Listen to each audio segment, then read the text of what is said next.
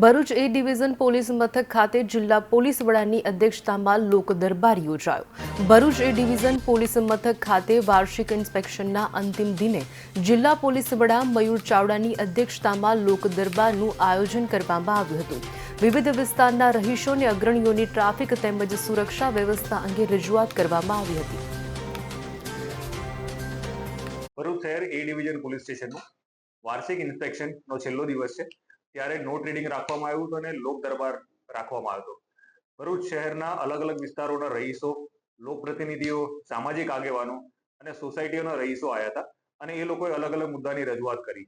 મુખ્યત્વે શહેરમાં જે ટ્રાફિકની સમસ્યા છે, નાના મોટા અકસ્માતો અટકાવવા માટે શું કરી શકીએ, કઈ જગ્યા ઉપર રોડ એવી રીતે મેનેજ કરી શકીએ રોડ એન્જિનિયરિંગથી કે અકસ્માતો અટકે, એ બાબતે ચર્ચા કરવામાં આવી અને એ લોકો તરફથી ઘણા બધા સૂચનો પણ પોલીસ વિભાગને આપવામાં આવ્યા હતા।